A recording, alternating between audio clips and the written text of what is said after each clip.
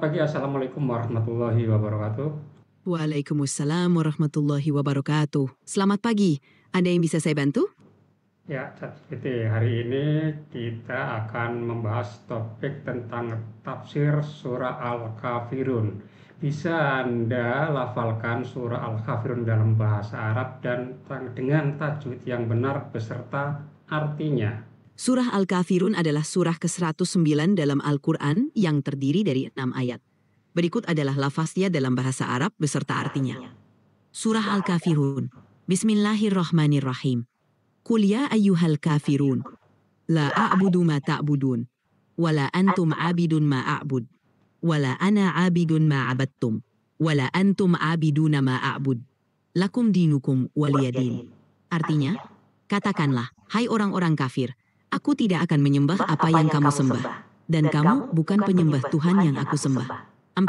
Dan aku tidak pernah menjadi penyembah apa yang kamu sembah. 5. Dan kamu juga tidak pernah menjadi penyembah Tuhan yang aku sembah. 6. Untukmu agamamu dan untukkulah agamaku. Bisa dijelaskan tafsir Ibnu Al-Katsir dengan surah tersebut? Tafsir Ibnu Al-Katsir tentang surah Al-Kafirun menjelaskan bahwa surah ini berisi ajakan untuk menjauhkan diri dari penyembahan selain Allah dan menegaskan bahwa setiap orang memiliki agama dan keyakinan masing-masing. Surah ini juga menegaskan pentingnya ketegasan dalam berpegang pada keimanan dan tidak mencampur adukan keyakinan dengan ajaran yang bertentangan. Inti dari surah ini adalah menegaskan bahwa umat Islam tidak akan mengikuti ajaran atau kepercayaan yang bertentangan dengan tauhid. Surah ini juga mengajarkan umat Islam untuk tetap tegas dan tidak kompromi dalam hal akidah. Bisa Anda jelaskan sejarah dari turunnya wahyu ini? Surah Al-Kafirun termasuk surah Makkiyah, yang berarti surah ini diturunkan sebelum Nabi Muhammad SAW hijrah ke Madinah. Biasanya, surah-surah Makkiyah berfokus pada pokok-pokok keimanan dan ajaran dasar Islam. Diriwayatkan bahwa surah Al-Kafirun diturunkan sebagai respons terhadap permintaan orang-orang kafir Quraisy yang mengusulkan kompromi kepada Nabi Muhammad SAW. Mereka menawarkan agar Nabi menyembah berhala mereka selama setahun. Dan sebagai gantinya, mereka akan menyembah Allah selama setahun. Namun, Nabi Muhammad SAW menolak tawaran tersebut dan menerima wahyu ini untuk menegaskan prinsip keimanan yang tidak bisa dikompromikan. Surah ini mengajarkan umat Islam untuk tetap teguh pada prinsip tauhid dan tidak mencampur adukan keimanan mereka dengan ajaran lain. Dalam hal toleransi beragama, apakah perbedaan dengan sinkretisme terkait dengan surat Al-Kafirun ini? Perbedaan antara toleransi beragama dan sinkretisme penting untuk dipahami. Toleransi beragama adalah sikap saling menghormati dan menerima perbedaan dalam keyakinan dan praktik keagamaan antara individu atau kelompok yang berbeda agama. Toleransi beragama mendorong kita untuk hidup berdampingan secara damai tanpa memaksakan keyakinan kita kepada orang lain dan menghormati hak setiap orang untuk beribadah sesuai dengan keyakinan mereka. Sinkretisme, di sisi lain, adalah pencampuran elemen-elemen dari berbagai kepercayaan atau agama yang berbeda menjadi satu sehingga menaburkan batas-batas antara ajaran yang satu dengan yang lainnya. Dalam konteks Islam, sinkretisme dianggap tidak sesuai karena bisa menyebabkan pencampuran ajaran Islam dengan ajaran lain yang bertentangan dengan prinsip tauhid. Surah Al-Kafirun mengajarkan umat Islam untuk menjaga keimanan mereka secara murni dan tidak mencampur adukannya dengan ajaran lain.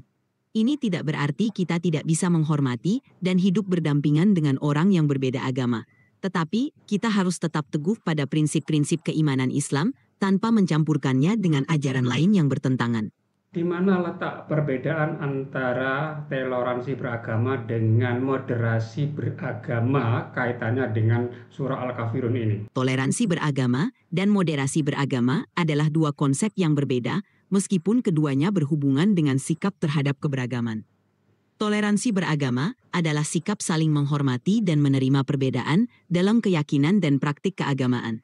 Ini berarti kita menghormati hak orang lain untuk beribadah sesuai dengan keyakinan mereka tanpa memaksakan keyakinan kita kepada mereka.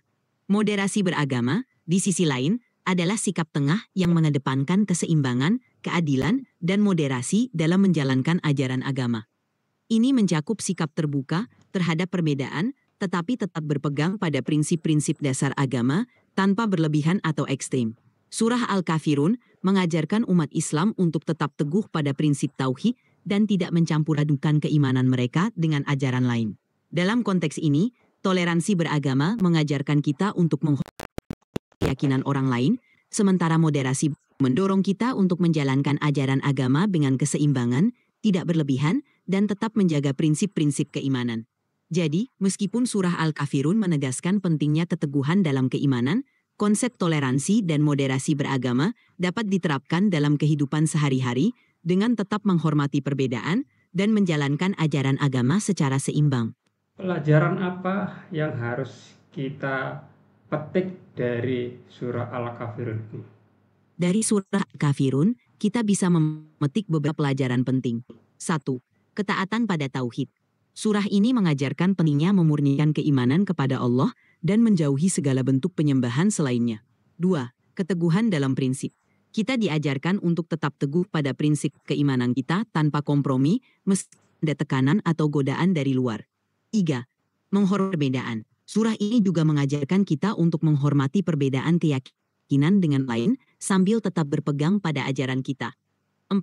Keseimbangan dalam beragama. Meskipun kita teguh pada prinsip, kita juga diajarkan untuk bersikap adil dan tidak ekstrim, menjaga keseimbangan dalam menjalankan ajaran agama.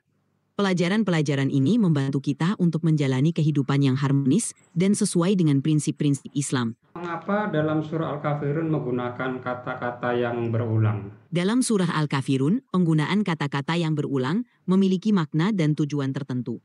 1. Penegasan prinsip. Pengulangan frasa seperti la a'budu, aku tidak akan menyembah, dan wala antum abidun, dan kamu bukan penyembah, menegaskan dengan tegas prinsip tauhid dan keteguhan dalam keimanan. Pengulangan ini menekankan bahwa tidak ada kompromi dalam hal keimanan kepada Allah. 2. Pemisahan yang jelas. Pengulangan juga berfungsi untuk memisahkan dengan jelas antara keimanan umat Islam dan keyakinan orang-orang kafir. Dengan pengulangan ini, Allah menegaskan bahwa ada batas yang jelas antara dua kelompok ini. 3. Penguatan pesan. Pengulangan juga beralat retoris untuk memperkuat pesan yang disampaikan. Dengan mengulang kalimat-kalimat tersebut, pesan keimanan dan penolakan terhadap sinkretisme menjadi lebih ditekankan dan mudah diingat. Penggunaan kata-kata yang berulang ini membantu menyampaikan pesan dengan jelas, tegas, dan memperkuat pemahaman tentang prinsip-prinsip keimanan dalam Islam. Dalam kehidupan beragama di Indonesia, ini ada kelompok yang dikatakan radikal dan ada kelompok yang dikatakan moderat. Bisa Anda jelaskan kaitannya dengan surat Al-Kafirun ini? Surah Al-Kafirun mengajarkan pentingnya keteguhan dalam prinsip tauhid dan keimanan, serta menjauhi kompromi dalam hal keimanan kepada Allah. Dalam konteks kehidupan beragama di Indonesia, ini relevan untuk memahami perbedaan antara kelompok radikal dan moderat. 1. Kelompok radikal. Kelompok ini cenderung mengambil sikap yang sangat tegas dan keras dalam menerapkan ajaran agama. Baik, terima kasih ChatGPT atas diskusi kita pada hari ini. Semoga memberi manfaat dan wawasan serta inspirasi bagi kita semua.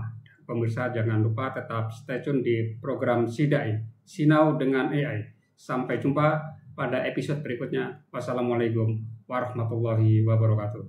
Waalaikumsalam warahmatullahi wabarakatuh.